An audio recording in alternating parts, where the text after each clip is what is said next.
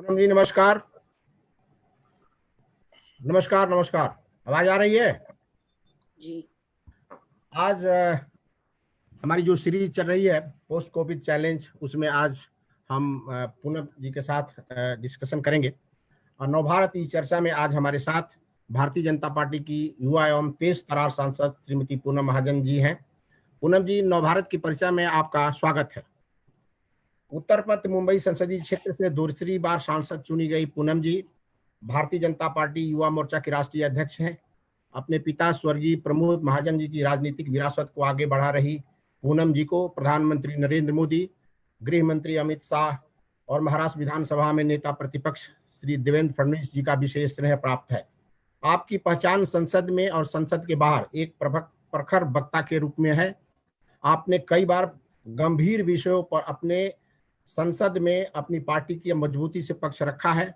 अपनी संसदीय क्षेत्र को लेकर सजग रहने वाली पूनम महाजन से आज हम महाराष्ट्र और मुंबई की मौजूदा परिस्थितियों पर उनका पक्ष जानने की कोशिश करेंगे।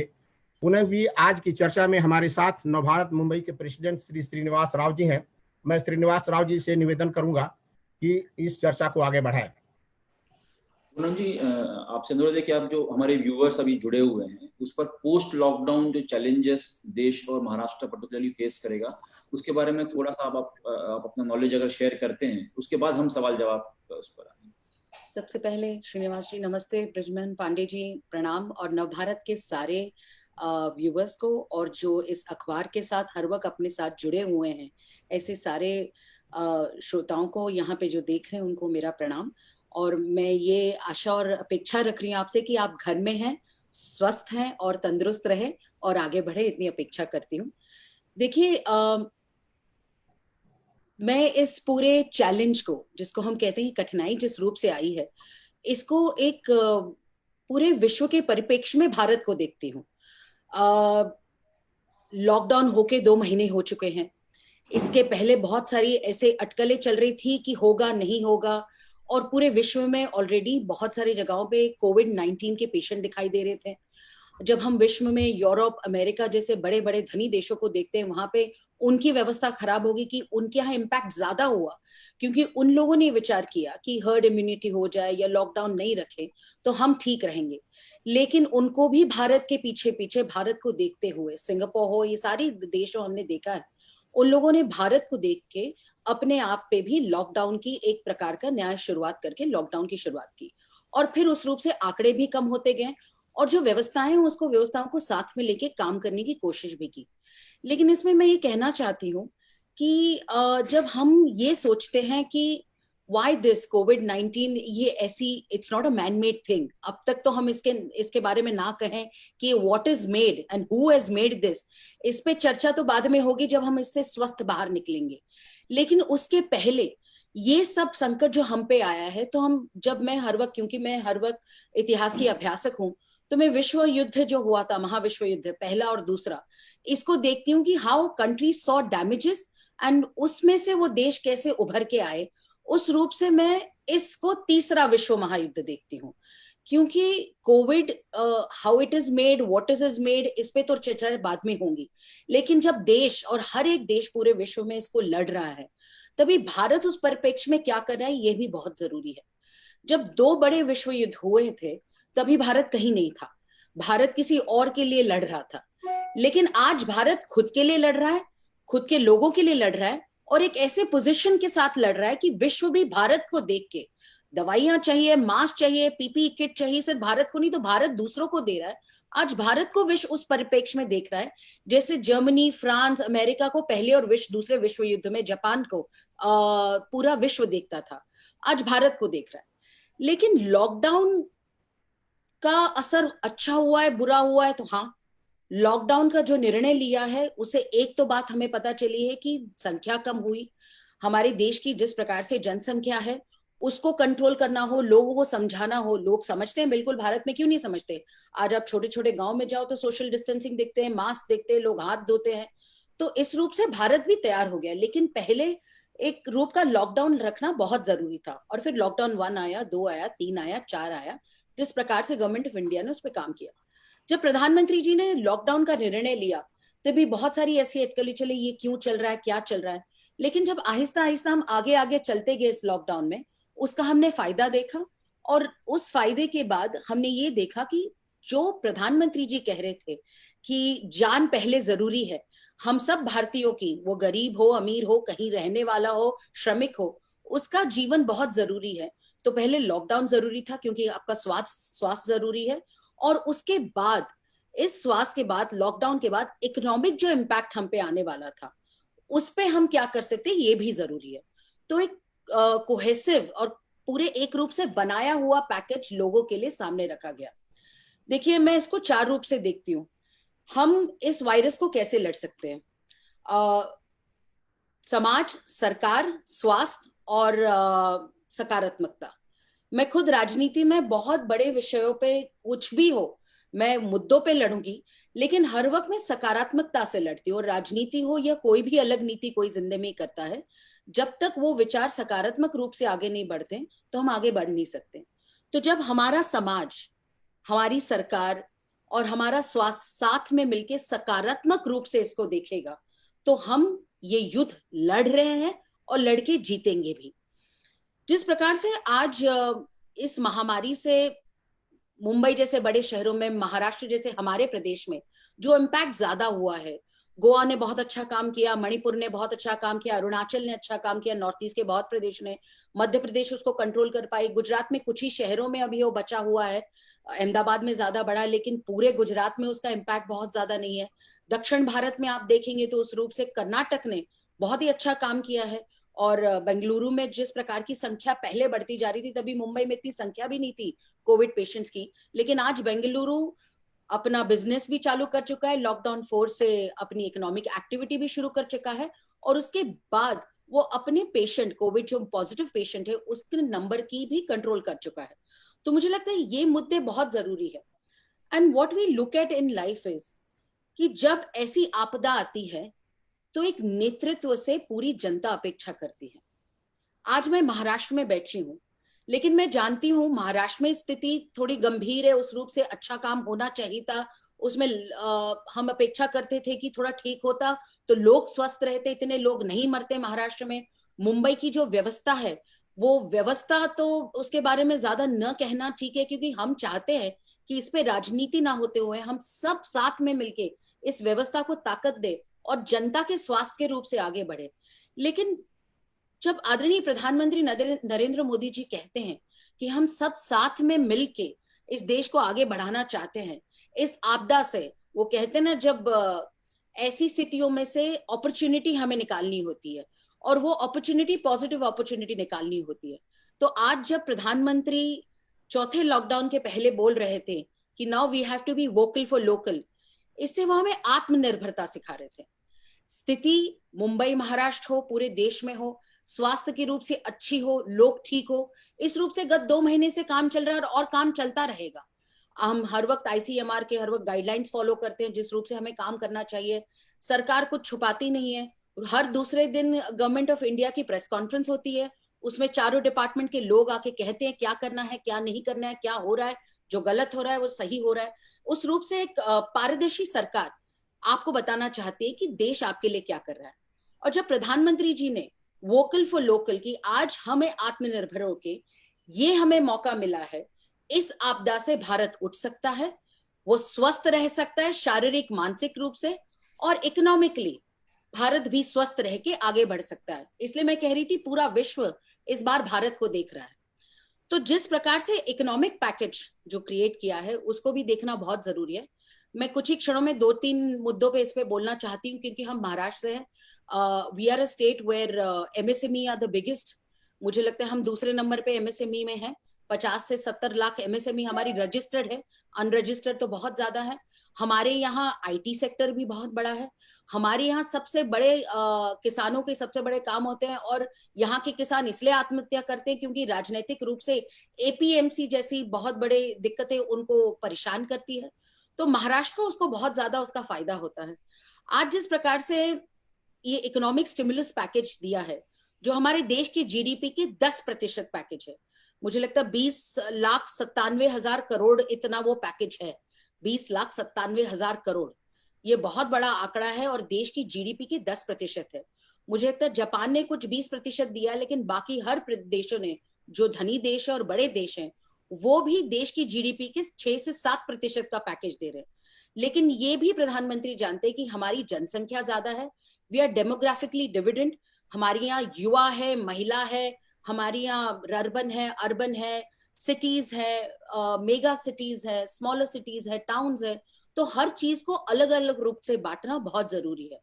हमारी ताकत किसान, इस बार किसान क्रेडिट कार्ड से रूप से किसान के पास पहुंचना, किसानों के लिए और बड़ा पैकेज करना, और जो एपीएमसी के एक्ट को अमेंड करने की ताकत दिखाई है कि आज किसान जो खुद अपना बीज बोता है वो सीधा लोगों तक पहुंचा सकता है, उस रूप से बीज के बिचौलियों से उसको बचाने के लिए आज एपीएमसी एक्ट में अमेंडमेंट होने वाले हैं। किसानों को जिस रूप से पैसा चाहिए उस रूप से किसानों के लिए हम मदद कर रहे हैं। नाबार्ड के रूप से 30,000 करोड़ का अलग पैसा रखा हुआ है। अब तक 68,000 करोड़ लोन दे चुके हैं गत 2 महीनों में।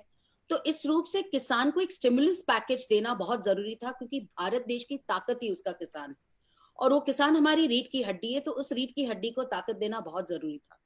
आज किसान कॉर्पोरेट फार्मिंग, कॉन्ट्रैक्ट फार्मिंग कुछ नहीं करता, साथ में मिलके फार्मिंग नहीं कर पाता, क्योंकि इतने छोटे छोटे किसानों के मुद्दे होते हैं। उस मुद्दों को आगे बढ़ाने, उस हर एक छोटे छोटे किसान को ताकत देने के लिए प्रधानमंत्री नरेंद्र मोदी जी ने किसानों के लिए इतना बड़ा पैकेज किया। दूसरी बात बहुत जरूरी है जो मैं फिर से भी कह रही थी, Maharashtra is the state for MSME also. MSME हमारे यहाँ 6 करोड़ से ज्यादा एमएसएमईज हैं रजिस्टर्ड पूरे देश भर में, और एमएसएमई के रूप से जब बिना कोलैटरल 3 लाख करोड़ का पैकेज और ऊपर से उसके ऊपर 50,000 करोड़ का फंड्स फॉर फंड्स करके सुपर फंड जब दिया जाता है, तो एमएसएमई में काम करने वाले छोटे छोटे बिजनेस जो भारत की ताकत होने वाले हैं। आज जब कहा जाता है कि चीन से सारी एमएसएमई बहुत बनती है, इसलिए चीन की एमएसएमई को ताकत मिलती है और पूरे विश्व में चीन ताकत दिखाता है, लेकिन आज भारत को उसकी एमएसएमई को उसकी ताकत पहचानने के लिए प्रधानमंत्री नरेंद्र मोदी जी ने एक बहुत अच्छा इकोनॉमिक स्टिमुलस दिया है।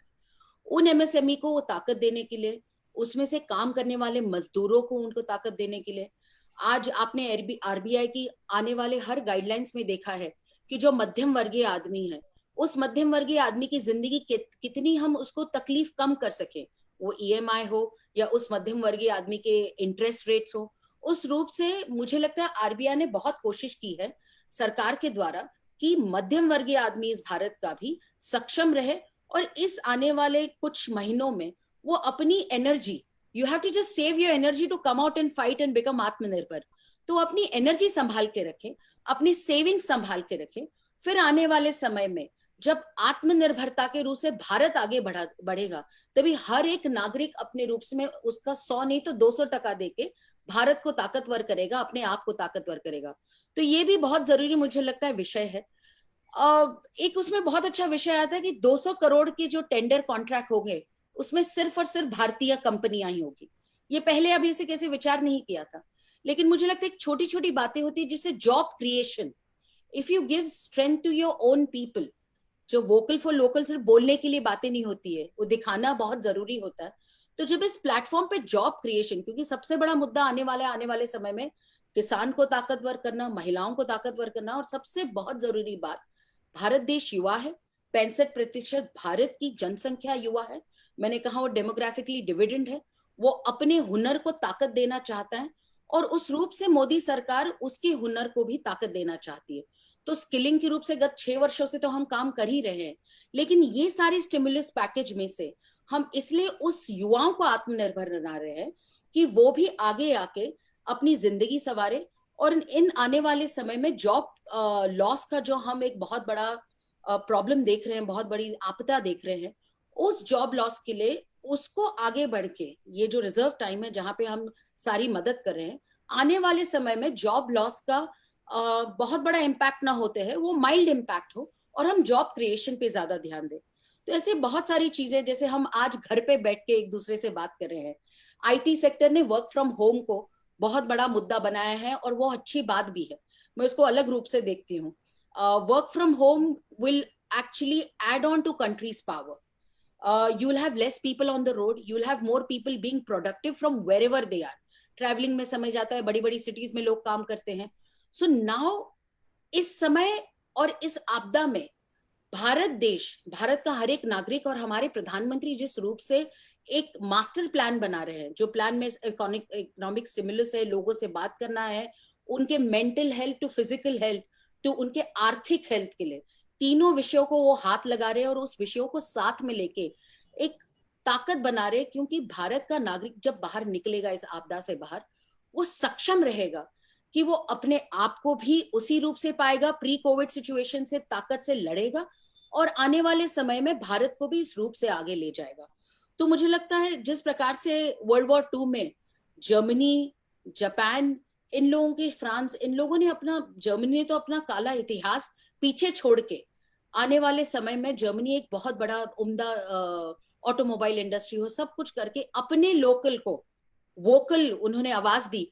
और जर्मनी हो, फ्रांस हो, जापान हो, उन लोगों ने अपनी ताकतें बढ़ाई। आज मुझे लगता है ये वो समय आया है इस आपदा में अपने लोगों को स्वस्थ रखने के बाद, हमारी आर्थिक व्यवस्था स्वस्थ रखते, अर्थव्यवस्था को स्वस्थ रख के हम, मुझे लगता है विश्व के पूरे एक विश्व में भारत एक केंद्र बनने वाला है। और इसके कई कारण हैं, वो चीन का कारण हो, वो कारण बाकी विश्व में छोटी छोटे जो यूरोप में देश है उनकी आर्थिक स्थिति का और उनकी दिक्कतों का कारण हो, या जिस प्रकार से भारत ने अपने मित्र बनाए हैं, लोगों को मदद की है, वो एक कारण हो। लेकिन ये सारा एक साथ इकट्ठा करके उस कारण से ये मुझे दिखता है कि कोरोना से हम लड़ेंगे। बहुत सारी दिक्कतें हैं, मैं महाराष्ट्र में रहती हूँ, मैं जानती हूँ व्यवस्था, लीडरशिप, यहाँ पे बहुत सारी चीजों की दिक्कतें हैं, तो भी भारतीय जनता पार्टी अपना काम, अपनी विचारधारा का काम करती रहेगी। जो विचारधारा हमें सिखाई है कि समाज के अंतिम स्तर तक पहुंचे हुए व्यक्ति को आपको मदद करनी है, ये काम भारतीय जनता पार्टी पूरे देश भर में कर रही है। वो फीड द नीडी हो, जिससे करोड़ों लोगों को हम खाना दे रहे हैं। भारतीय जनता युवा मोर्चा के रूप से हमने अब तक हैशटैग BJYM केयर्स का इतना बड़ा इस्तेमाल हुआ है कि ऑनलाइन नागालैंड से कुछ हमें कहें कि कुछ चाहिए नागपुर में, तो हम नागालैंड के लोगों को नागपुर में मदद कर रहे हैं, तमिलनाडु के लोगों को बिहार में मदद कर रहे हैं। तो एक बहुत बड़ी ताकत BJYM केयर से, ये कोई महाराष्ट्र का भारतीय जनता युवा मोर्चा या उत्तर भारत का या दक्षिण भारत का नहीं है, तो पूरा एक भारत का भारतीय जनता युवा मोर्चा साथ में मिलकर अपने भाई बहनों को मदद कर रहा है। श्रमिक ट्रेनों में भी उन सबकी रजिस्ट्रेशन, पानी, मदद जो कुछ हो, बहुत सारी सरकारें और मेरी महाराष्ट्र की सरकार भी मदद नहीं करती, लेकिन भारतीय जनता युवा मोर्चा का कार्यकर्ता वहां पे रहता है, वो मदद करता है। तो ये पूरी सेवा भावी विचार को लेके हम आगे बढ़ना चाहते हैं। मेरा पूरा विश्वास है, जो लोग देख रहे हैं, हाँ हम घर बैठे हुए हैं, बहुत सारी आपदा, मैं ये नहीं कहूंगी कि बहुत आसान है चीजें, लेकिन मैं बहुत आशावादी इंसान हूँ और मेरा विषय ही हर चीजों पे आशावादी होना और सकारात्मक होना होता है। जो आशावादी होता है उसमें थोड़ी निराशा आती है, लेकिन वो इतना आशावादी होता है कि वो लड़ता है और जीता है। और जो निराशावादी होता है वो नेगेटिविटी को ही आगे ले बढ़ता है, जैसे कुछ नहीं होगा, जो कहेगा कुछ नहीं होगा तो कभी कुछ नहीं होगा। लेकिन प्रधानमंत्री जी ने हमें एक आशा दी है, हम पे विश्वास रखा है और हमने भी उन पे पूरी तरह से विश्वास रखा है और उन्होंने परफॉर्म करके दिखाया है। वो चाहते हैं कि भारत को विश्व गुरु बनाना है। हाँ, इस आपदा से हमने अपने प्रियजनों को खोया है, हमारे प्रियजन तकलीफ से जा रहे हैं और आने वाले समय में भी हमें लड़ना होगा, शारीरिक रूप से, ताकत के रूप से, और हमें अर्थव्यवस्था में आर्थिक रूप से लड़ना होगा। लेकिन जब एक प्रकार का कुशनिंग आपको गवर्नमेंट ऑफ इंडिया ने दिया है, सरकार चाहती है कि आप कहीं गिर न जाएं, हम आपका हाथ पकड़ के आपको आगे ले जाना चाहते हैं। तो इस सब साथ में जब हम साथ में मिलकर सकारात्मक भाव से काम करेंगे तो कोरोना की आपदा तो बिल्कुल कुछ महीनों में खत्म हो जाएंगी, लेकिन भारत विश्व में एक चमकता सितारा हमें दिखाई देगा, ये अपेक्षा मैं लोगों से करती हूँ। और जो जिस प्रकार से एक सांसद के रूप से अपने चुनाव क्षेत्र में काम हो सके वो करती हूँ। हेल्पलाइन हो, लोगों तक पहुंचना हो, मेरी तो हेल्पलाइन पशुओं के लिए भी अलग होती है क्योंकि वो मेरा बहुत निजी लाइकिंग है मेरी, तो हर हेल्पलाइन को हमने अलग रूप से काम किया है। और मैं खुश हूँ कि जनता ने इस बार, क्योंकि राजनीति और राजनीतिकों को देख के हर वक्त जनता ये सोचती है, कहीं ना कहीं सरकाज़म आ जाता है कि तुम अभी आ गए या तभी आ गए, लेकिन इस समय में मैं कहती हूँ virus has become a great equaliser. कोई नेता नहीं है, कोई जनता नहीं, हम सब एक है और हम सब उसी आपदा से लड़े। कोई कोरोना किसी को देख के नहीं आता, किसी की जात, भाषा या धर्म देख के नहीं आता, कोरोना किसी को भी पकड़ सकता है। और उसी रूप से जब this virus has made us one great equaliser कि हम सब एक हैं, तो मुझे लगता है कि हम सब एक मिलके ही लड़े। प्रधानमंत्री नरेंद्र मोदी जी के उनके नेतृत्व में, जिन्होंने हमें रियल लीडरशिप इस समय में दिखाई है, कहीं नहीं गए हैं, हर वक्त हमारे साथ है, हमारे लिए लड़ रहे हैं। तो मुझे लगता है सकारात्मक भाव से हम आगे बढ़े, इतनी अपेक्षा करती हूँ। मुझे लगता है मैंने आपका बहुत समय ले लिया, लेकिन यही अपेक्षा करूंगी कि सब स्वस्थ रहें और भारत आगे बढ़े। Poonam ji, it was wonderful hearing your thoughts. We have some questions for you regarding how this pandemic will affect the position of Mumbai as a premier city in the world and the massive economic impact it will have on the job losses. अगर मैं इसको पहला प्रश्न आपसे पूछूं madam कि post Covid जिस तरह का सी चेंज आने वाला है पॉलिटिकल एक्टिविटी में, फिजिकल कांटेक्ट से वर्चुअल कांटेक्ट, तो as a president of BJYM किस तरह से इस नई न्यू सिचुएशन के लिए प्रिपेयर हो रहा है from physical to virtual connect? So you asked me two questions. One is about Mumbai, its economic impact, because we are the driving engine of the GDP of the country. और मुंबई एक हमारी आर्थिक राजधानी है।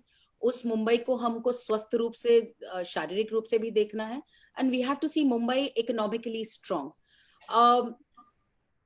मुंबई की व्यवस्था जिस रूप से हमने देखी है, मुंबई को आप न्यूयॉर्क से मत जोड़िए, क्योंकि न्यूयॉर्क में व्यवस्था है, उनकी तकलीफ अलग है, उनकी परिस्थिति अलग है। मुंबई में हम जिस प्रकार से रहते हैं, जिस प्रकार से हमारी व्यवस्था है, उस रूप से हमें सिर्फ 2-3 चीजें चाहिए थी। What we needed as a Mumbai, first of all, a leadership, which we haven't seen in Mumbai. Second, we needed a communication between public and politicians. I mean, with this government. हमें ये पता नहीं कि BMC के commissioner कोई अलग guidelines निकालेंगे, फिर महाराष्ट्र सरकार कुछ और बोलेगी, फिर चीफ सेक्रेटरी कुछ और बोलेंगे, और एक दूसरे से तालतम्य कुछ है ही नहीं, कोई किसी से जुड़ नहीं रहा है। So there is a very big gap of communication which we are suffering still with. और क्योंकि यहाँ पे सरकार में बहुत सारे लोगों का इसमें भाग है, बहुत सारी पार्टियां हैं, तो हर एक पार्टी के मंत्री अपने रूप से उसको दिखाना चाहते कि वो क्या कर रहे हैं। But Mumbai as a financial capital of the country is suffering both ways. एक तो हमारे सारे श्रमिक घर चले गए, वो इसलिए नहीं चले गए कि वो जाना चाहते थे, वो इसलिए चले गए कि यहाँ पे दिखाया गया कि उनको खाना 3 दिनों का मिल रहा था, उनके लिए ट्रेनों के लिए सब, ये बिल्कुल नहीं था। हम भी ग्राउंड पे काम करते हैं, वो बेचारे श्रमिक, मैंने कोई भी ऐसी तस्वीर भी सोशल मीडिया पे देखी नहीं है कि ये जो श्रमिक थे जिनको सरकार ने कहीं रखा है, उनको अनाज दिया है खाना, क्योंकि हम अनाज देने पे, मैंने इतना ज्यादा अनाज दिया, रास्ते में जाके हर एक पब्लिक रिप्रेजेंटेटिव अपने रूप से मदद कर रहा है, मैंने कोई सरकारी व्यवस्था मुंबई में देखी नहीं है। सो मुंबई की ताकत भी ये श्रमिक था, आज वो श्रमिक चला गया है। 30% of Mumbai is already empty, हर कोई अपने गांव चले गए। That is one thing we have lost for Mumbai. Second, economic activities. Now there is always a catch-22 situation कि हम लोगों की जान बचाए या इकोनॉमिक एक्टिविटी बचाए, बट मैं ये कहना चाहती हूँ ये दोनों हो सकता था। If you have a strong leadership with guts to say, देखिए हम इन रूल्स को फॉलो करेंगे, हम पब्लिक हेल्थ सर्विस की व्यवस्था और बढ़ाएंगे, बीएमसी में 60,000 करोड़ से ज्यादा पैसे हैं, हम पैसे को निकालेंगे और ज्यादा व्यवस्था करेंगे, और फिर इकोनॉमिक एक्टिविटी जिस रूप से हम स्टेप बाय स्टेप करना चाहते हैं, मुंबई को मरने ही देंगे। आज दिक्कत मुंबई में क्या हुई है, Mumbai might go 3-4 years back just because of this impact, and it is not because of only corona, it is because of lack of leadership, lack of showing guts that we can do it. When Prime Minister showed his gut from lockdown 1, 2, 3, 4, he said these are the rules we have to follow, हमें social distancing रखना है, हमें ये करना है, हमें फला करना है, और हम उस रूप से लोगों को व्यवस्था देंगे। जब ये आप लोगों तक पहुंचा नहीं पाते, आखिरकार आप सोचिए कि what do people want from leaders? They want that kind of confidence. Mumbai की जनता ने कॉन्फिडेंस ही लूज कर दिया है, वो जानते नहीं कहाँ जाए, किसको पूछे और किसको देख के हम अपने आप को फिर से उभारे। तो ये मुंबई की स्थिति है। I still feel we should go simultaneously with economic activities and health situation, but हमारे पे हेल्थ, हमने इसको सीरियसली ना लेने की वजह से इतना हम पे प्रेशर आया है कि हम कुछ और सोच नहीं पा रहे। ये उस लीडरशिप की दिक्कत है। Second, you asked me about online concept. You know, it's very interesting. My father in 1996 जब राष्ट्रीय अधिवेशन महालक्ष्मी में होता, उसके बाद हमारी पहली बार सरकार 16 मई 1996 में 13 दिन की आई थी, तभी बहुत लोगों ने उनको कहा कि, और बहुत उनकी क्रिटिक्स ने कहा कि देखो मोबाइल फोन 5 स्टार लेके घूम रहे प्रमोद महाजन, ये क्या हो रहा है। तो मेरे पिताजी ने कहा कि आज ये मोबाइल फोन 1996 में मेरे हाथ में है, 2006 में हर किसी के हाथ में होगा, और वो बात सच निकली। So technology is the vision which we have to have, और मुझे लगता है भारतीय जनता पार्टी टेक्नोलॉजी में मुझे लगता है हर पार्टी से बहुत आगे है। जब से लॉकडाउन हुआ इसके एक दिन पहले, मुझे लगता है 22-23 से हम सब लॉकडाउन के रूप से तैयार थे, उसके दूसरे दिन से भारतीय जनता पार्टी भी और भारतीय जनता युवा मोर्चा हर दूसरे दिन हम लोग हमारी वर्चुअल कॉन्फ्रेंसेस लेते हैं। हमें इतनी आदत हो गई है कि हम अपने रूप से बहुत अच्छे रूप से कॉन्फ्रेंसेस भी लेते हैं, सवाल भी पूछते हैं, और हमारा काम भी बहुत अच्छा हो रहा है। हाँ, it is not people to people connect, you feel very lost with this, but मैं अभी भी विश्वास रखती हूँ कि ये कुछ समय की बात है, फिर से हम सब साथ में मिलके काम करेंगे। लेकिन for Bharatiya Janata Party we are much ahead with our technological understanding and how we are taking it. And I think when we look at Bihar elections, this will be used more, technology to reach out to people. And मतलब मैं दावे के साथ कह सकती हूँ भारतीय Janata party लोगों तक वैसे भी उनके दिल तक शारीरिक रूप से भी पहुंची है और टेक्नोलॉजी से भी पहुंची है। मैडम, आपने एक इनिशिएटिव लिया था BJYM डायलॉग्स, जिसमें आपने पॉलिसी मेकर्स को यूथ के साथ कनेक्ट किया था ऑल इंडिया लेवल पे, जो प्रोग्राम आपका चल रहा है डायलॉग। जी जी, कितना इम्पैक्टफुल रहा है? BJYM जो डायलॉग हमारा चल रहा है, इसमें हम ये कोशिश कर रहे हैं to explain to the youngsters, first of all infuse positivity. मुझे कोई कहता है कि एक राजनीति में काम करने वाला कोई नेता है वो पॉजिटिविटी पॉजिटिविटी बोलता है, इसमें बहुत बड़ा शक आ जाता है। मैंने नहीं, ये हमें बहुत जरूरी है, we have to believe in ourselves, और ये पॉजिटिविटी बहुत जरूरी है। जब हम कार्यकर्ता घर पे बैठे हैं, युवा घर पे बैठे हैं, एग्जाम्स नहीं हो रहे हैं, पढ़ाई नहीं हो रही है, ऑनलाइन जो कुछ चल रहा है वो चल रहा है। ऑनलाइन कितना हो सकता है, गांव तक तो नहीं होता है। We have must have touch 10-20% of young crowd online to study, but वो भी बढ़ाने के लिए समय लगेगा। BJYM डायलॉग से हम ये करना चाहते हैं, जैसे कल किरण रिजिजू जी बात कर रहे थे, उन्होंने हमें सबसे बड़ी बात कही जो सच्ची तो फ्रंटलाइन आपके अखबार में भी आनी चाहिए, कि योगा ओलंपिक्स में भी आ सकता है आने वाले समयों में। योगा हम उसको एक स्पोर्ट बनाना चाहते हैं, इंटरनेशनल स्पोर्ट बनाना चाहते हैं जिसमें रेटिंग होगी। बिकॉज ऑफ लॉकडाउन हमारे 2-3 महीने हम पीछे चले गए, नहीं तो इस बार योगा भी हम पुश कर करके आने वाले हर कोई स्पोर्ट्स इवेंट में योगा को डालने वाले। मुझे लगता है बहुत बड़ी बात है, ये किसी युवाओं को पता नहीं होता। परसों वर्क फ्रॉम होम के बारे में बहुत अच्छे रूप से रविशंकर प्रसाद जी ने कहा कि इन वर्क फ्रॉम होम से कितना बड़ा फायदा एनवायरमेंटली भी हो रहा है, और वैसे भी लोग काम कर रहे हैं because they want to perform. आप किधर भी हो, परफॉर्मेंस के रूप से आप कह नहीं सकते ना कि मैं घर पे नहीं हूँ। Everybody stuck at home, so there is lot of accountability also is come. और उन्होंने बहुत अच्छी बात की कि इंडियन पोस्ट, जिस इंडियन पोस्ट को हर किसी ने नकारा था, आज इंडियन पोस्ट सबसे बड़ी संजीवनी बन चुका है पूरे देश भर में।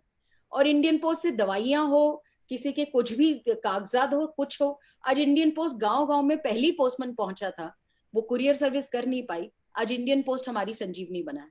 तो ये छोटी छोटी बातें जिससे एक कॉन्फिडेंस इन्फ्यूज होता है कि सरकार क्या कर रही है और भारत क्या कर रहा है। तो ये डायलॉग हम अभी मुझे लगता है कल देवेंद्र फडणवीस जी भी आएंगे, महाराष्ट्र की स्थिति बताएंगे, मुंबई की स्थिति बताएंगे, और उस रूप से कैसे महाराष्ट्र को हम देख रहे हैं, महाराष्ट्र का युवा देख रहा है। आने वाले समय में बहुत लोग आएंगे जिससे हम कनेक्ट कर पाए, यूथ को दिखा पाए politics is not about only giving political speeches and talking about something which is always entertaining only to people who are in politics. हम हर वक्त वो पेरिफेरी को तोड़ना चाहते हैं, क्योंकि मैं विश्वास रखती हूँ कि politics has to be part of everybody's lives, क्योंकि हमारी जो जिंदगी हम जीते हैं वो पॉलिसी मेकर्स ने बनाई हुई पॉलिसी के ही कारण हम जीते हैं, और वही पॉलिसीज हमें इम्पैक्ट करती है या हमें फायदा दिलाती है। तो मेरे पिताजी हर वक्त कहते ही थे, politics should be everybody's part time profession, because your life is dependent on that. You political people, policy makers make rules, make policies which make good or bad impact of people. So I think that is very important. इसलिए हम political ideas को साधारण युवकों में भी, जो politically connected नहीं, उनसे भी डायलॉग रखना चाहते हैं।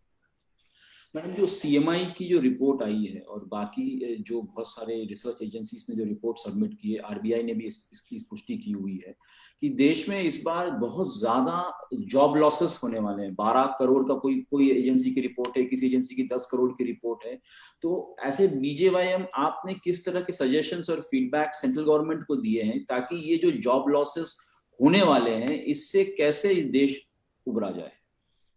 देखिए, ये जॉब लॉस सिर्फ भारत नहीं, पूरे विश्व में होने वाले हैं, and everybody will look at very differently. There are some countries who have deeper pockets to work on. There are some countries who are dependent on deeper pocket countries. But Bharat अपने रूप से बहुत आत्मनिर्भर है, अपने रूप से लड़ता है. और मुझे लगता है ये समय हमें मिला है कि हाँ, ऐसी बहुत सारी कठिनाइयां हैं. मैं इसके पहले भी अपने भाषण में वही कह चुकी थी कि there will be job losses. But because of this stimulus, the economic stimulus package, we will be having a lot of job opportunities also. There were a lot of things which were not there before. और मुझे लगता है ये बहुत बड़ा reform हुआ है कि कोविड के बाद ये इकोनॉमिक जो पैकेज हमें स्टिमुलस पैकेज मिला है, वो एक बहुत बड़ा रिफॉर्म है जहां पे हमारे युवाओं को उनके हुनर की ताकत के रूप से वो अपना काम कर सकते हैं. और जो हम वर्क कहते हैं कि you should not be only job seekers, you should be job creators. और मुझे लगता है इस पैकेज से बहुत सारी चीजें, और बहुत होशियार है भारत के युवा. मतलब मैं उसको ही नहीं कहूंगी कि सिर्फ जुगाड़ी हम कर पाते हैं और हम छोटी छोटी चीजें. बहुत there are so many youngsters who have made an aeroplane जो मेक इन इंडिया में आया है. ऐसे इतने उम्दा युवा है हमारे पास कि हमें बाहर देखने की जरूरत नहीं. और जब वोकल फॉर लोकल का जब मुद्दा निकला है, इसे यही देखता है कि भारत के युवा का जॉब लॉस ना हो. हाँ, लेकिन मैं इस पे ये भी बहुत सत्यता से कहूंगी कि ये 2-3 महीने हमारे लिए बहुत टफ जाएंगे, जहां पे हर एक प्राइवेट कंपनी को हम ये नहीं कह पाएंगे कि आप किस रूप से अपनी कंपनी चलाए. लेकिन इसलिए वही स्टिमुलस पैकेज हम इसलिए रख रहे हैं कि गांव में बैठी हुई महिलाओं को भी महीने का 500 रुपया मिले, उसको उसका गैस सिलेंडर मिले, किसानों को उसकी ताकत मिले, युवाओं को जो एमएसएमई में अपनी छोटे छोटे बिजनेस शुरू कर चुके हैं उनको लोन मिले जिससे कोलैटरल ना मिले और 4 साल की वो चिंता ना करे. तो हम सरकार के रूप से पूरी कोशिश करेंगे. लेकिन मैं फिर से कहती हूँ, भारत एक रूप से जब काम करेगा उसका फायदा होगा. लेकिन we will after 2-3 months we will see a better opportunity for job creations and for our economic strength. बस आंकड़ा ना बढ़े मुंबई महाराष्ट्र का. मैडम, हमारे साथ हमारे सह संपादक बृजमोहन पांडे जी भी हैं, वो आपसे कुछ सवाल पूछना चाहते हैं. जी पांडे जी. पूनम जी, आपने बहुत अच्छी जानकारी दी. मैं थोड़ा महाराष्ट्र और मुंबई पर चर्चा करना चाहता हूँ. जब प्रधानमंत्री जी ने पहली बार लॉकडाउन की घोषणा की थी, उन्होंने एक डायलॉग बताया था कि जान है तो जहान है. करीब 60 दिन हो गए. अब तो ऐसी परिस्थिति है कि जान भी को बचाना है और जहान को भी बचाना है. और ये लॉकडाउन 4 का सिर्फ 5 दिन बचे हैं. आप कैसी देखते हैं कि यदि लोग 31 मई के बाद, और परिस्थिति मुंबई की और महाराष्ट्र की आप ही देख रही हैं, जान को भी बचाना है और जहान को भी बचाना है, तो अपने को 2030 मई के बाद, 31 मई के बाद क्या करना चाहिए ताकि लोग बीमारी से भी बचे और लोगों का रोजी रोजगार भी चले? देखिए, सबसे पहले हम लॉकडाउन 4 में नहीं है. महाराष्ट्र और मुंबई अभी भी लॉकडाउन 1 में ही फंसा हुआ है. हम ये भी कोशिश नहीं कर पा रहे कि हम लॉकडाउन 2 या 3, 4 तो बहुत आगे चला गया है Pandey ji. We can not even imagine that we can do something with lockdown 2 और 3. हम कुछ कर नहीं पा रहे, क्योंकि मैं फिर से एक बार कह रही हूँ, देखिए, जब प्रधानमंत्री जी ने कहा और उन्होंने जो वादा किया उस रूप से वो करते गए कि इन दिनों में लॉकडाउन 1 होगा, फिर 2 होगा, फिर 3, और उन्होंने इतने, आखिरकार हम एक डेमोक्रेसी है, उस रूप से उन्होंने उन प्रदेशों को ताकत दी कि आप तय करो आपको किस रूप से लॉकडाउन को आगे बढ़ाना है. 1 जून से हम लॉकडाउन 4 में भी नहीं रहेंगे. मुझे दिक्कत ये लग रही है क्योंकि कुछ दिनों पहले मैंने महाराष्ट्र के मुख्यमंत्री जी का बयान सुना था, कि लॉकडाउन और बढ़ेगा. फिर मैं महाराष्ट्र के उनके ही दूसरे पार्टी जो उनको समर्थन दे रही है, उनके नेताओं ने कहा कि ऐसे कैसे बढ़ेगा, हमें कुछ ना कुछ रूप से कुछ छूट देनी पड़ेगी. तीसरे पार्टी ने कहा, उनके नेताओं ने, कि हमारा तो सरकार से कोई संबंध ही नहीं है, जिनके 10 मंत्री हैं उस सरकार में, लेकिन हमारा इस सरकार से कोई संबंध ही नहीं है, तो हम निर्णायक स्थिति में है नहीं. जब हम भारत की जनता, स्पेशली मुंबई और महाराष्ट्र की जनता ये सुनती है, तो मैं फिर से एक बार कह रही हूँ, the confidence is shaken of मुंबई's people. The city and the state is suffering because there's no confidence infused by the leadership. Confidence infused कौन कर रहा है? Frontline workers, doctors, nurses, policemen, जो अपनी जान पे जोखिम लेके लोगों के लिए काम कर रहे हैं और उनको पैसे भी बराबर से नहीं दे पा रहे. हम लोग केरल से डॉक्टर और नर्सेस ले आ रहे हैं, जो आप ला सकते हैं, लेकिन कहने का मतलब है व्यवस्था जिस रूप से मुंबई से अपेक्षित थी. मुंबई में सारे बड़े बड़े धनी रहते हैं. आज वो धनी एक डैशबोर्ड नहीं बना सकते थे म्युनिसिपल कॉर्पोरेशन के लिए कि कौन सा अस्पताल किस रूप से हम ले, कितने बेड खाली है, कितने वेंटिलेटर कम है, कितने ऑक्सीजन की हमारी प्रोविजन कम है और ज्यादा है. आज हम मुंबई शहर जो सबसे आगे शहर है, हम उसको शंघाई या टोक्यो से जानना चाहते हैं, उस मुंबई में एक स्क्रीन नहीं है मुंबई म्युनिसिपल कॉर्पोरेशन के ऑफिस में जो कह सकता है कि यहाँ पे मैंने प्रेस किया तो कांदीवली के कौन से हॉस्पिटल में कितने कोविड पेशेंट है, कितने कम है। इतनी टेक्नोलॉजी हम इस्तेमाल नहीं कर सकते। So that dashboard is not there. So मुझे दिक्कत ये लगती है कि 1 जून के मैं क्या चाहती हूँ ये बहुत अलग बात है। मैं अपनी जनता के लिए, अपने चुनाव क्षेत्र के लिए पूरी तरह काम कर रही हूँ, लेकिन मुंबई शहर जो बम ब्लास्ट 21/11 और बारिश होने के बाद 26 जुलाई की वर्षा के बाद भी मुंबई का बंदा खुद खड़ा रह के लड़ता है। ये दुख की बात है कि आज वो लड़ना भी चाहता है लेकिन वो स्थिति में नहीं है। लेकिन उसको ताकत देने के लिए, कॉन्फिडेंस इन्फ्यूज करने के लिए, उसको आत्मनिर्भर बनाने के लिए लीडरशिप भी कुछ कर नहीं पा रही है। मैं अपेक्षा करती हूँ कि 1 जून से अच्छे क्वारंटीन सेंटर निकले, अच्छे रूप से हम उसको भी। क्या हो रहा है, आईसीएमआर की पूरी गाइडलाइन बीएमसी नहीं फॉलो करती है। कभी कभी ऐसे मेरे कार्यकर्ता हैं जो कोविड पॉजिटिव हुए हैं और 4 दिन में उनको घर भेजा जाता है क्योंकि वो एसिम्प्टोमेटिक है। तो रूल्स और रेगुलेशन में बहुत गड़बड़ी भी है। मैं इतनी अपेक्षा करती हूँ कि मुंबई इकोनॉमिकली भी और हेल्थ वाइज जहान और जान वो साथ में मिलके थोड़ा बहुत काम शुरू कर सकती है, लेकिन there is no confidence because of the leadership. Poonam ji, एक स्टेट गवर्नमेंट का लगातार आप बयान देख रहे होंगे, मुख्यमंत्री से लेकर के और सारे उसके मंत्री और उसके जितने भी घटक के नेता हैं, उनका एक ब्लेम है कि मुंबई में जो कोविड-19 जो वैश्विक महामारी है, इस निपटने के लिए जो केंद्र सरकार से यथोचित मदद मिलनी चाहिए, जो सहायता मिलनी चाहिए, वो केंद्र नहीं कर रही है। मतलब उनका सीधा-सीधा आरोप है कि महाराष्ट्र में चूंकि बीजेपी की सरकार नहीं है, इसलिए जो मदद मिलनी चाहिए वो मदद नहीं मिल रही है। आप मुख्य विपक्ष पार्टी की नेता हैं, आपको नहीं लगता कि यदि इस तरह के भेदभाव हो रहे हो तो महाराष्ट्र के लिए बहुत अहित वाली बात है? देखिए, ऐसे मैं आंकड़े फेंकना नहीं चाहती क्योंकि उससे क्या होगा, सामने वाले जो अभी सरकार में बैठे हुए हैं वो बैठे ही रह जाएंगे। क्योंकि जिस रूप से स्टिमुलस पैकेज है कोई देश के लिए और महाराष्ट्र को अलग करके किया है, या जो जो जिस रूप से डिविडेंड मिला है वो सिर्फ देश में सबको मिल रहा है लेकिन महाराष्ट्र को नहीं मिल रहा है। क्यों राजस्थान कह नहीं पा रहा है, वो तो कांग्रेस की सरकार है। क्यों छत्तीसगढ़ ने अब तक ये सवाल नहीं पूछे कि हमें कुछ नहीं मिला? हर किसी ने कहा है उनके जीएसटी का पैसा वापस मिला है और आने वाले 2 महीने का भी मिला है। ठीक है, जो सेस के पैसे वो अब तक नहीं मिले हैं। क्यों हम ये अभी सिर्फ महाराष्ट्र में ही क्रिएट करना चाहते हैं? क्योंकि अपनी गलतियों को और अपनी कमियों को छुपाने के लिए मुझे लगता है अभी राजनीति करना जरूरी नहीं। मुंबई और महाराष्ट्र की जनता ये चाहती है कि आंकड़े क्यों बढ़ रहे हैं? ये क्या पैसे कम और ज्यादा से आंकड़े बढ़ रहे हैं? ये आंकड़े इसलिए बढ़ रहे हैं क्योंकि आपकी व्यवस्था बीएमसी जो 60-70 हजार करोड़ सिर्फ अपने एफडी में लेके बैठी हुई है, जो जहां पे हेल्थ ऑफिसर पे ही सारा प्रेशर डाला जाता है, और जो वो हेल्थ ऑफिसर लोगों को लेने जाते हैं कोविड पेशेंट, उनको पीपीई किट मेरे जैसे लोग देते हैं। आज बीएमसी में सब जगह पे, मैं आपको से बताना चाहती हूँ, एमसीजीएम में सब जगहों पे जब सैनिटाइजेशन का काम होता है तो वहां का अग्निशमन दल का, फायर ब्रिगेड का कर्मचारी रेनकोट पहनता है।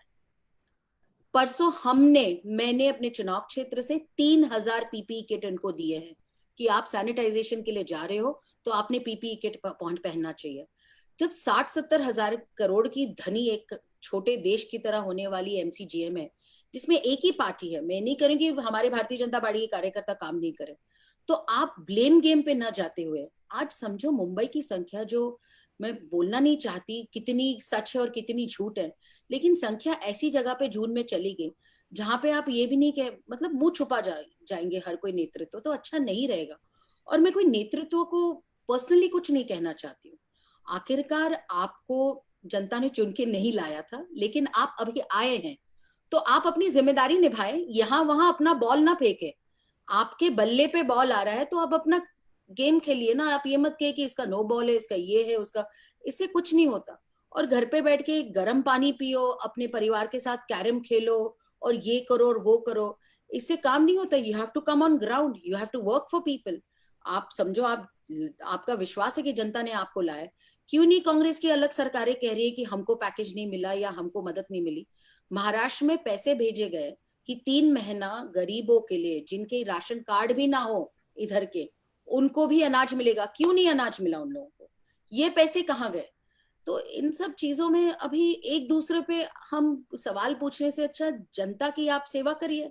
जब आपको जनता ने नहीं, आपको एक परिस्थिति ने नेतृत्व दिया है तो आपका काम है काम करना। और मुंबई महाराष्ट्र ये दुखद बात है। इतने आंकड़े आज भी मुझे लगता है देवेंद्र जी की प्रेस कॉन्फ्रेंस चल रही थी, उन्होंने बहुत आंकड़े बताए। और आंकड़ों से आपका खेलना जरूरी नहीं है। जो पैसा महाराष्ट्र को मिलना है वो किसी भी सरकार में मिलेगी।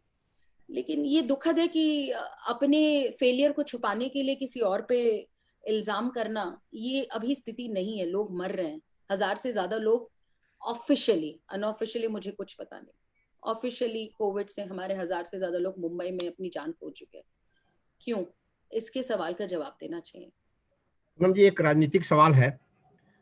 इस समय देख रहे हैं राजभवन की गतिविधियां कुछ कुछ ज्यादा ही चल रही है। राजभवन में मुख्यमंत्री भी जा रहे हैं, शरद पवार जी भी जा रहे हैं, देवेंद्र जी भी जा रहे हैं। ये राजभवन में मुख्यमंत्री गए ही नहीं ना बैठकों के लिए। तो ये इसको आप किस रूप में देखते हैं? चर्चा बहुत है कि कुछ महाराष्ट्र में कुछ उथल पुथल होने वाला है, अलग अलग अटकलें लगाई जा रही है। आप इसको किस रूप में देख रहे हैं? सबसे पहले ये जो हमारे गवर्नर साहब है, he is a very active person. पिछले वो मुख्यमंत्री रह चुके और पिछले पार्लियामेंट में हम साथ में काम करते थे और उनकी एक्टिविटी बहुत जबरदस्त है कि जो कोई जिम्मेदारी मिले उसके लिए वो हर वक्त उस उधर निर्वाह करना उनका काम है। और गवर्नर साहब एक्टिव होने की वजह से महाराष्ट्र में जो स्थिति खराब है, तो किसी न किसी ने लीडरशिप लेके काम करना जरूरी है। और मैं खुश हूँ कि वहां पे ऐसे गवर्नर आज महाराष्ट्र में हमें मिले हैं जो हर चीज को एक लीडरशिप के रूप से ले रहे हैं और वो चाहते हैं कि कुछ अच्छा हो प्रदेश का।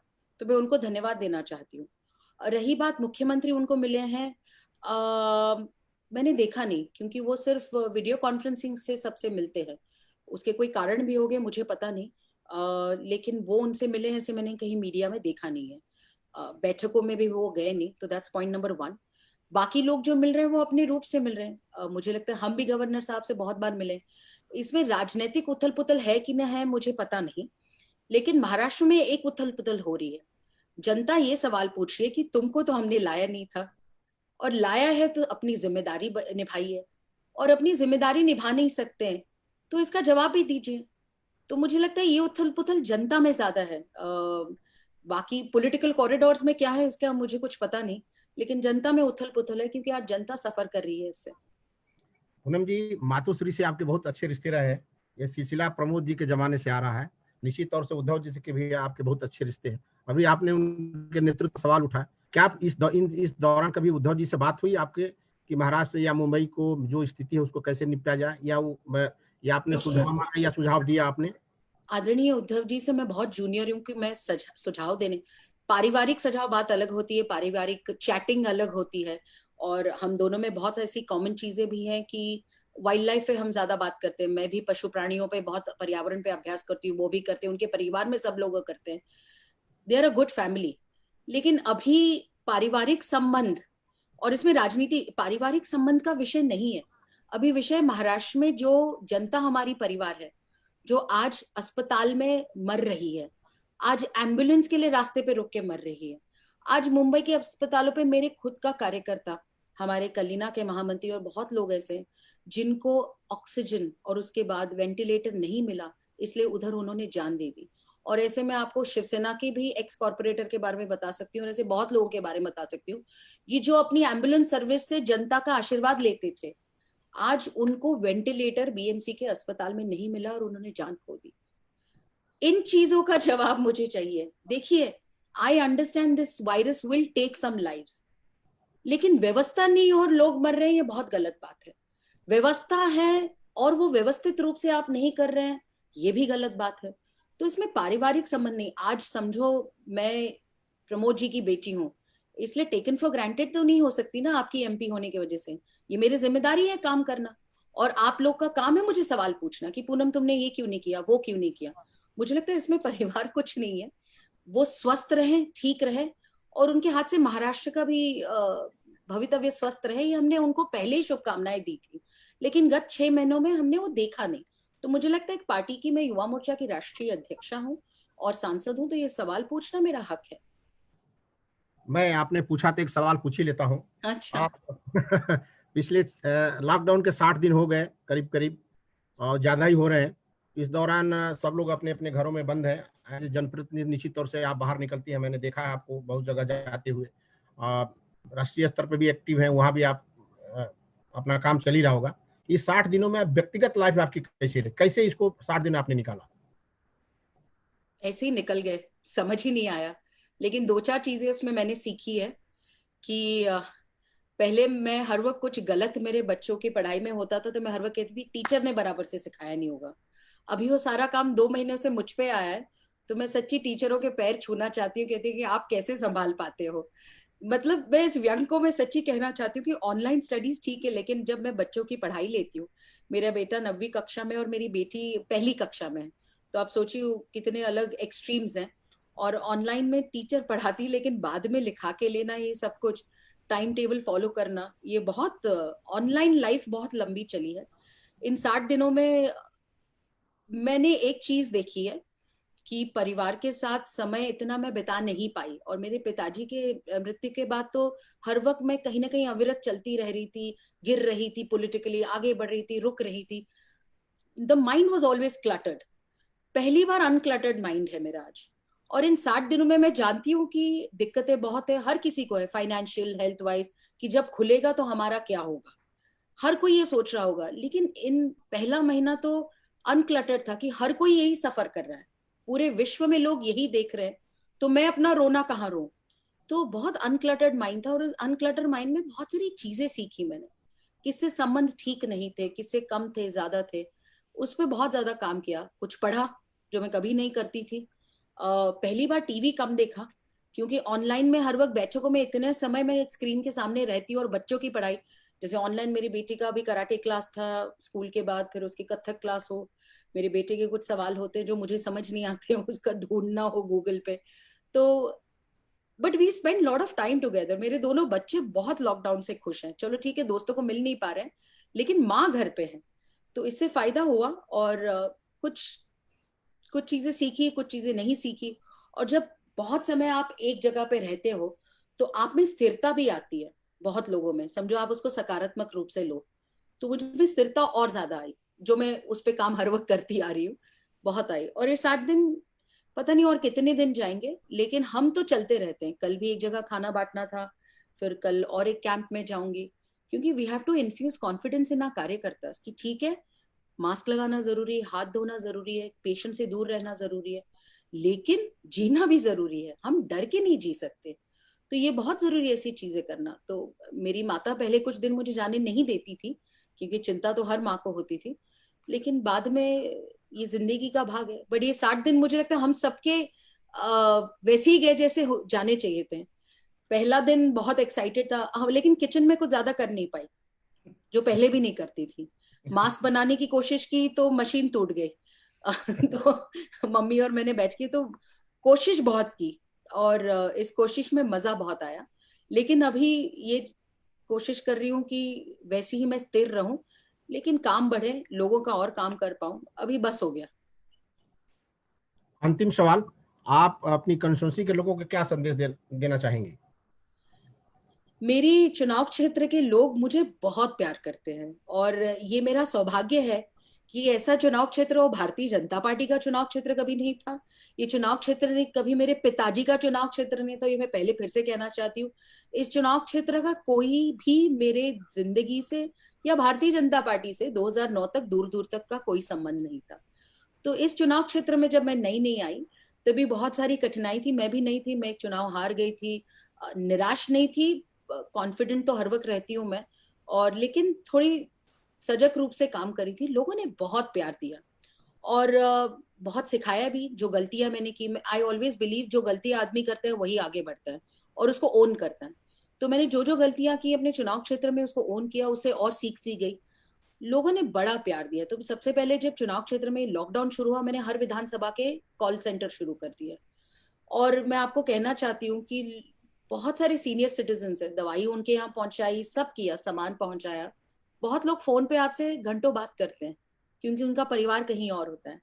जब ये विश्वास वो आप पे रखते हैं कि कुछ मुझसे 10 मिनट बात कर ले, मुझसे 15 मिनट बात कर ले, तो इसमें पॉलिटिक्स नहीं होती है, इसमें ह्यूमन कनेक्शन होता है। और फिर मुझे लगता है won something, I won people's heart, that they want to connect with me more humanly. It's not कि एमपी को बोल दिया, दवाई भेज दी, फोन रख दो और देखेंगे बाद में, कैसी हो तुम, बाहर मत निकलो। कितनी बार ऐसी बातें हुई है जिससे मुझे ये लगा कि मेरे चुनाव क्षेत्र ने मुझे उतना ही प्यार दिया, और मुझे फिर मेरी अपनी जिम्मेदारी बहुत और ज्यादा लगने लगी। It is about my health workers. मतलब छोटी छोटी बातें होती है ना, कि हमने हेल्थ वर्कर को पीपी दी, हमने बैंक वालों को पीपी दी, फिर फेस शील्ड दी, सब बांटा। बाद में रियलाइज हुआ स्मशान भूमि में जहाँ पे क्रिमेशन होता है, क्रिमेशन ग्राउंड में, वहां के जो लोग काम करते हैं वो भी कोविड पेशेंट के कितने नजदीक आते हैं, तो उनको भी पीपी देना। छोटी छोटी बातें होती है।